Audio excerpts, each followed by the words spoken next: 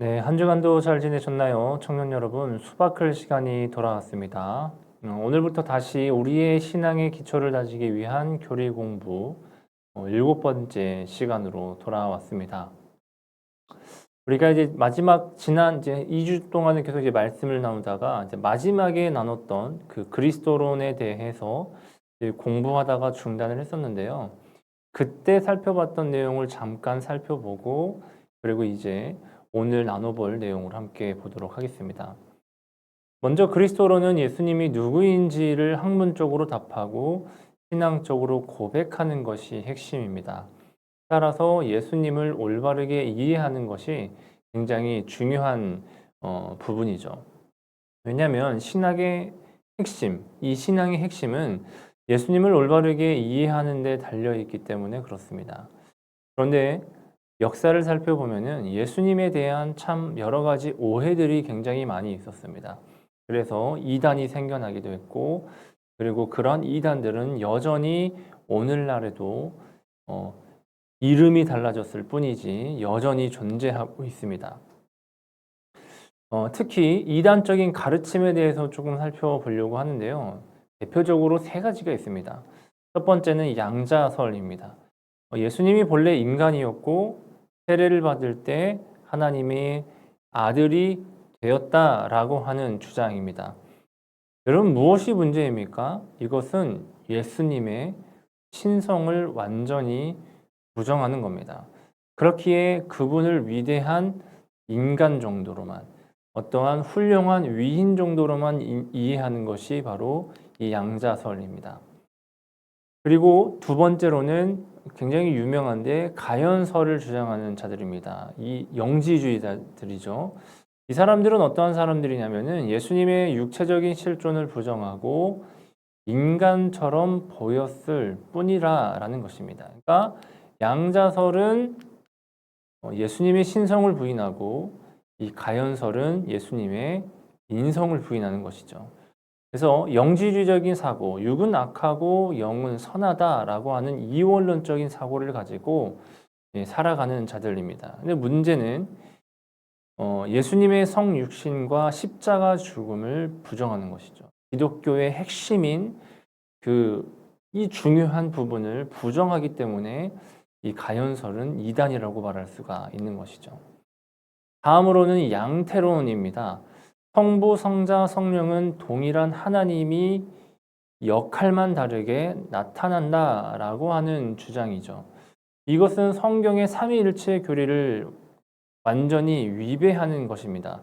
그래서 성부와 성자가 동일한 인물로 이해되는 것이죠.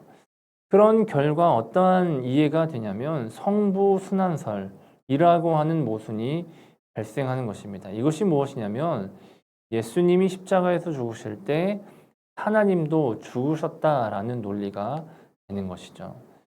그래서 이 또한 문제라고 하는 것 기억했으면 좋겠습니다.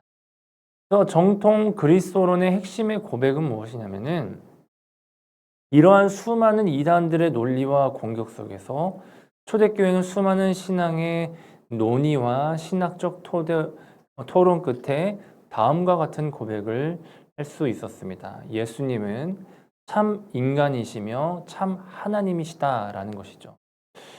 인성, 예수님은 역사 속에 인간으로서 나타나고 자라며 고통받고 죽으셨다라는 겁니다.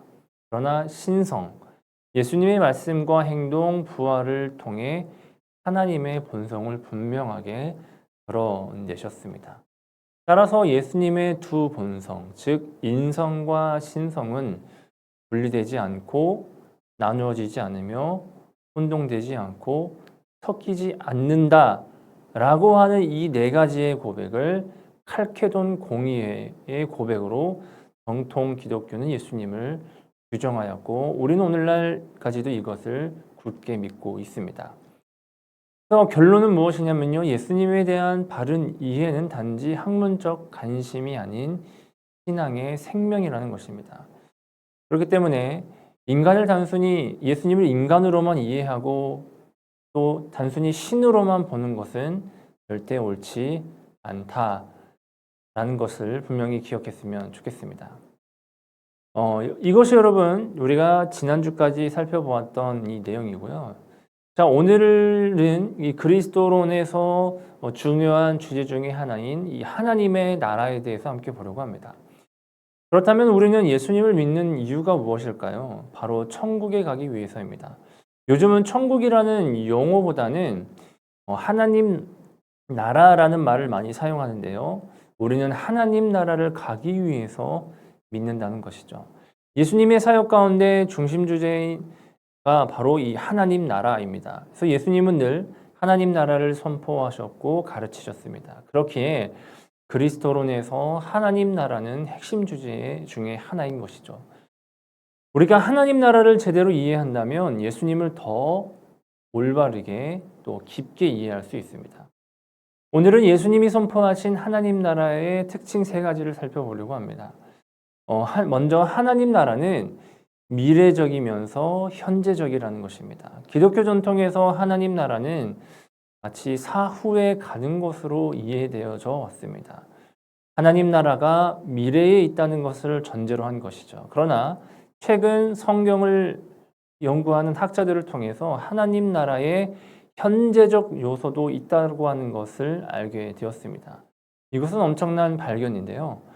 죽어서만 갈 수 있는 곳이라 생각한 하나님 나라를 현재의 삶 속에서도 경험할 수 있기 때문이죠.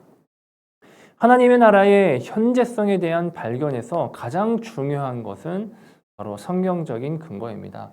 여러분 아무리 훌륭한 이론이나 학문이라도 이것이 성경에 근거하지 않는다면 소용이 없죠. 학자들이 하나님 나라의 현재성을 주장하는 데에는 몇 가지 이유가 있습니다. 첫째는 예수님의 귀신 축출은 하나님 나라의 현재적 실현이라는 것입니다. 둘째, 하나님 나라의 현재성을 암시하는 비유들이 많이 있다는 것이죠. 마태복음 13장을 보면 감춰진 보화와 값진 진주가 그것을 보여주고 있습니다. 또한 망대 세우는 자와 임금, 무화과 나무 등등 여러 가지 이러한 비유들이 하나님 나라의 현재성을 보여주고 있다라는 겁니다. 그리고 세 번째는 예수님이 자신의 사역을 구약의 예언이나 종말론적인 비유와 연관시키고 있다라는 점입니다. 즉, 예수님은 자신의 사역을 통해 구약의 약속이나 종말이 실현되고 있다라고 하는 것을 분명히 암시하고 보여주고 있는 것이죠. 마지막으로 네 번째는요, 예수님의 가르침이 율법 대신에 최종적인 그런 가치관이 있다라고 하는 것입니다. 즉, 하나님 나라는 죽어서만 가는 것이 아니라는 것이죠. 하나님 나라는 현재적으로도 임합니다. 그렇기에 현재적인 삶도 매우 중요하다라는 것입니다.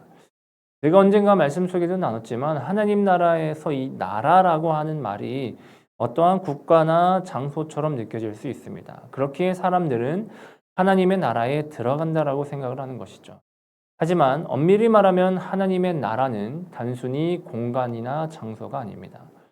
복음서에서 나라는 헬라어로 바실레이아라고 하는데 이 용어를 보면은 이는 장소라는 개념보다는 왕적인 통치를 의미합니다. 즉 하나님의 나라는 하나님에 의한 왕적인 통치 혹은 왕적인 지배를 말하는 것이죠. 그래서 마가복음에서 예수님이 하나님 나라가 왔다라고 말할 때 이 하나님의 나라가 왔다라고 하는 것은 하나님 나라의 통치가 시작되었음을 말하는 것입니다. 물론 때에 따라 장소적인 느낌을 줄 수는 있습니다. 하나님의 왕적인 통치가 미치는 영역 혹은 공간이라고 한다면 무리는 없죠. 이 경우 하나님의 왕적인 지배가 미치는 모든 것이라는 의미에서 하나님의 지배의 무게가 갈 수 있는 것입니다. 그러므로 하나님의 통치가 미치는 모든 것이 하나님의 나라요, 하나님의 완전한 지배의 상태이고 영역이죠. 그리고 여러분 이것은 누구를 통해서 이루어집니까? 그 하나님의 나라를 믿는 사람, 꼭 믿는 사람은 곧 하나님의 통치를 받아들이는 사람인데 그 하나님의 통치하심을 받아 살아가는 그 삶의 영역에 하나님의 지배와 다스림이 임한다라는 겁니다.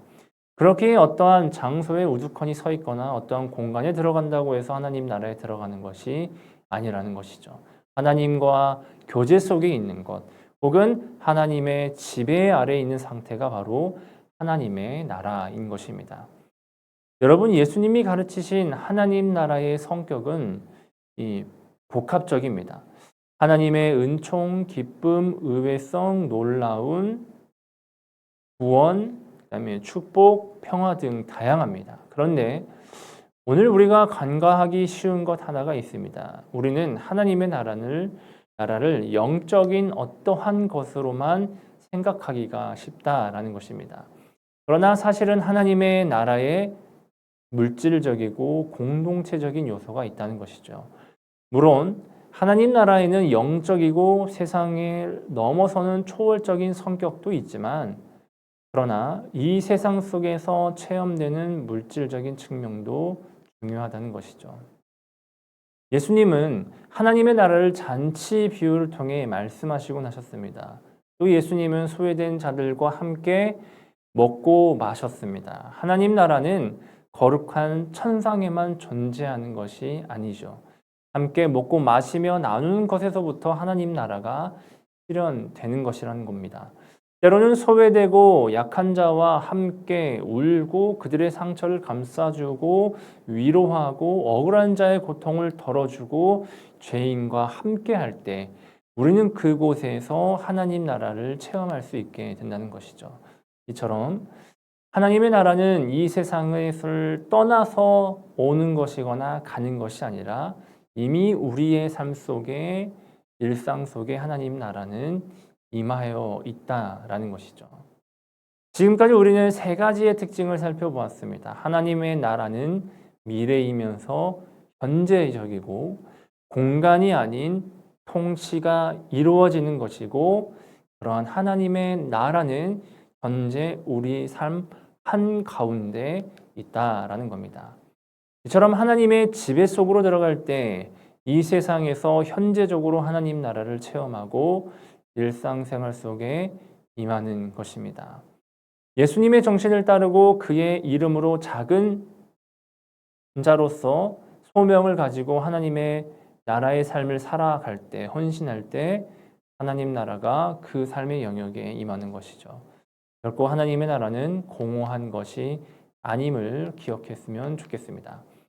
하나님의 나라는 예수님의 제자들에게나 임했던 사건이 아니라 또한 미래에 다가올 어떠한 초월적인 사건만이 아니라는 것이죠. 지금 현재 하나님과 함께할 때 이 세상에서 하나님의 나라를 누릴 수 있습니다.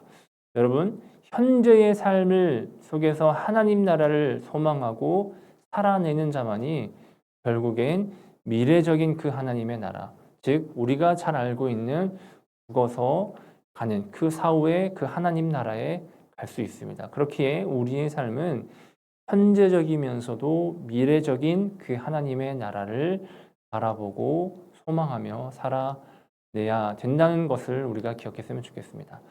사랑하는 청년 여러분, 오늘 수바클은 여기까지입니다. 오늘 우리가 나눴던 이 하나님의 나라에 대해서 깊이 생각해보고 다음 시간까지 하나님의 나라를 깊이 고민하면서 살아가는 우리가 되었으면 좋겠습니다. 일상생활 속에서 하나님의 나라를 받아들이며 하나님 나라를 살아내는 우리 청년들이 되기를 소망하겠습니다. 오늘은 여기까지입니다.